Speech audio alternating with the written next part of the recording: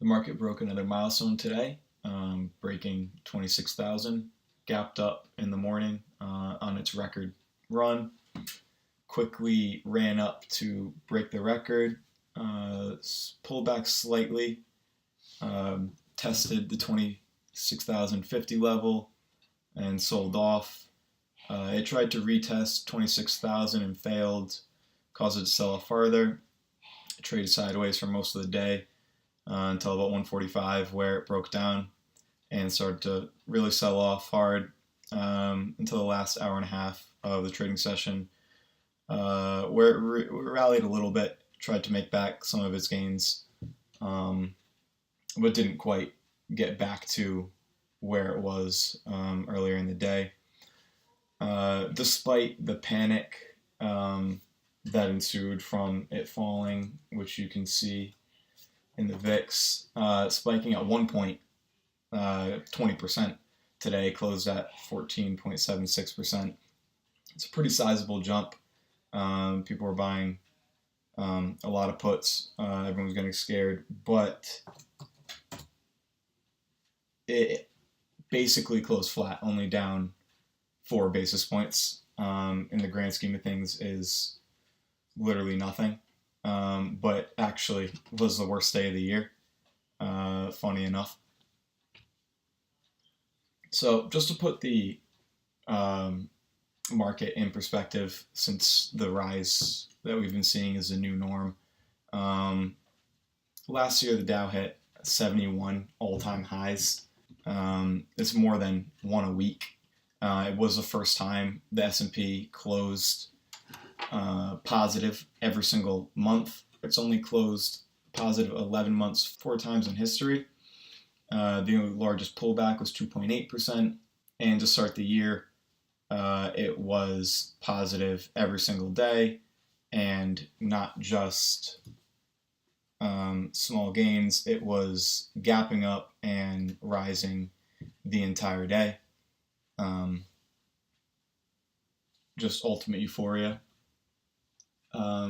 Just to see where we're at on the Case-Shiller, just to get an idea of valuations. We've been spiking up basically since 2010, but really the past year has been near vertical. We've already passed 1929 Great Depression levels. The only thing higher is a dot-com bubble. Now, some of the reasons why volatility has remained so low comes down to a few factors outlined here. Investors have gotten in at a low enough cost basis to basically be able to weather the storm. If they got in even a year ago, they can take a sizable hit without going negative. And they don't really want to time the market, basically trade off of events like North Korea or back and forth in the tax plan. They'd rather just let it ride because it's been performing. Slow and steady growth in the economy. They show the low of 3.02% in 2012 and a high of 3.17% in 2016. The last reason they mention is central banks have actively tried to keep yields low with their purchasing programs, buying bonds and financial assets. And even extreme cases, like in Bank of Japan, actually froze their government bond yield to 0% and basically said, we won't let them move. They'll purchase as many as they need to keep it there. The post-2008 asymmetric policy approach to ease when risk is vulnerable, but to remove emergency accommodation on asset market ebullience, represented the globalization of the Greenspan put. When there's a financial crisis like in 2008, the extreme monetary policies are meant to ease the conditions by easing monetary policy, basically pumping money into the market, and giving investors confidence again that knowing that they have the largest single buyer at their back that's actively trying to prevent the market from falling. It allows investors to front run them, buy bonds and stocks ahead of the central bank, knowing that they'll continue to buy them in the future. You can just hold on to them, price will appreciate, or you'd sell it back to them. But not remove emergency combination when the markets start to rise, which we've seen. The most extreme being now, it seems like there's pure market euphoria, and we're really just starting to taper, just starting to raise interest rates in the United States. The ECB, who hasn't touched interest rates at all and has just recently tapered its quantitative easing program. These factors have trickled through and influenced all of the financial markets. Even if it started out as a bond purchasing program, you have billions and trillions eventually flowing into the bond market. That's going to trickle through into equities and, of course, into FX. And now, with global liquidity being at record highs, it's just completely proliferated throughout the system. There's so much money everywhere, which really has contributed to volatility remaining at all-time lows, which we've briefly looked at, but we can look at further. Just look at a 20-year. Generally, average is in the 20 range, 22, 25. We see it spike in the financial crisis up to 90, and really has just been going down ever since, with minor spikes for corrections and scares in the market. But overall, the central bank policy has basically artificially slammed down volatility to record lows. We broke below 10 last year and broke below 9 and eventually 8.5. Today we're at 1166, but that's just with a recent spike from the sell-off today. That's not what we want to see. This spike up we saw here, but it did quickly start to pull back around the same time the market was being bought up, around 130. Right around market close, pulled back just about 5%, but ended elevated for the day. If you've been paying attention to the market at all, or read anything about central bank policy, monetary policy, you can realize this is the last leg of central bank stimulus. The roughly $14 trillion that's been pumped in globally into the market has juiced up prices to where we see them today. Really, they've just convinced investors they will not let the market fall. They'll do whatever it takes to keep it up. And this creates a strategy of buy the dips, which is smart, knowing there's basically no risk of significant losses and no real need to hedge. But now the problem is they're trying to get out of the QE business without popping the bubble. This is the main concern the market seems to be ignoring. As we hit record highs each day, starting off the new year, back-to-back, massive gains, the quickest ever 1,000-point gap in the Dow, just a week to go from 25 to 26,000. That's absurd. Real irrational exuberance. Just ignoring all of the risks and negative aspects in the market and only focusing on positives like the tax plan, possible infrastructure, healthcare. That's not really even discussed anymore, but it's really just hoping for the future and pricing in success that hasn't really happened yet. Central banks around the world are shrinking their QE program or balance sheets and stimulus overall. The European Central Bank has already started to go from 60 billion euros, just around $74 billion, and cut that in half to 30 billion at the beginning of this year. It's already started. And this will go from Q1 to Q3 and completely taper off and end by the fourth quarter of this year. As we see in the green, they have been the largest contributor to global stimulus and QE since the U.S. stopped in 2014, really handed off the baton. You can see right around here when the Fed stopped and the ECB picked up and reached a peak last year. Has started to taper ever since. Now, projections are from current trends and expectations from rhetoric out of the central banks have stimulus going to zero by the end of the year. According to these projections, investors are going to have to absorb an additional $1 trillion this year because of the reductions out of the ECB as well as the Fed reducing its balance sheet. This would be the most the market will have had to take on since 2012 and should be a good test for the market.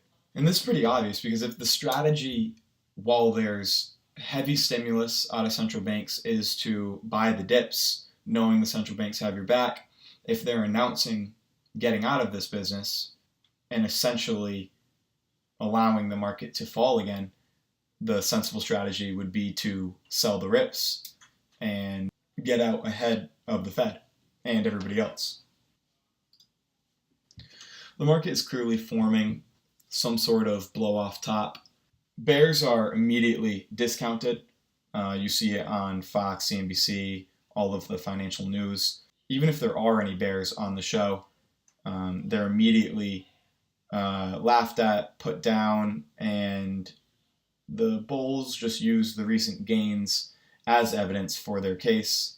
They all believe there are many more years to run in the market. Even the slightly more bearish bulls believe there are at least many more months to run. And they give justifications like global growth is just getting started, corporate profits are going to soar, and they believe that valuations will grow into what they are today. But we've already priced in several years to decades of growth in the recent gains that we can't possibly grow into them at the current trend. Another financial area that perfectly exemplifies the market euphoria and irrational exuberance is obviously Bitcoin, the number one topic every financial media source has been talking about. For all of last year, it was trending up, at first slowly, starting at just around 1,000, under 1,000 early on in the year, started gaining traction, but really started to take off when talks of Bitcoin being placed on the futures market began in October and November and started to become really serious in late November, which is when it really took off right around the end of November, went from 9,000 to just under 20,000 in just a couple weeks. Bitcoin was placed on the CME and the CBOE in the first couple weeks of December, but that failed to continue the rally and Bitcoin sold off. As we see, tried to regain but failed. There was a story that came out last week about Peter Thiel making a massive bet into Bitcoin. Peter Thiel is an early founder in PayPal and an early investor in Facebook, but he actually took his position more than a year ago. So the news coming out last week is pretty irrelevant. And also, if he was planning on adding to it, probably wouldn't be announcing his position because obviously the news would spike Bitcoin. But even that failed to come to fruition, and the rally back up to 20,000 failed at 17,000 and started to fall. And we see a perfect double head and shoulders form, which was confirmed today with the break of the neckline. We see one shoulder, two shoulder, head, right shoulder, second right shoulder, and break of the neckline today. The impetus for the drop last night was the South Korean finance ministry shutting down Bitcoin exchanges, which has happened in the past, but when Bitcoin was looking a lot stronger. This news happened on a downtrend when Bitcoin was already looking weak, having failed to retest the high. So now we have a series of lower highs, lower low, lower low, lower low, and have completely erased the gains from before the massive run-up at the end of November. So even if you were lucky enough to double your money in November, you are just about breaking even. It's back up now to 11,000. Earlier, I was looking at it. It was, right around 10,000 seems to be support. It was down just around 25%. Breaks 10,000, it's going a lot lower. There's nothing really holding it up besides hope. There's no intrinsic value of Bitcoin. Yes, there's a limit to how many there are, but there's no limit to the amount of coins or digital currencies that can come out. Bitcoin was just the first one, but it's being replaced every day by newer, faster, cheaper ones. And we see the market cap dramatically reduced. It was around 270 billion at its peak, and now it's only 186. He shows an example of the company Long Island Iced Tea, which was going to be delisted from the NASDAQ due to their market cap falling below 35 million.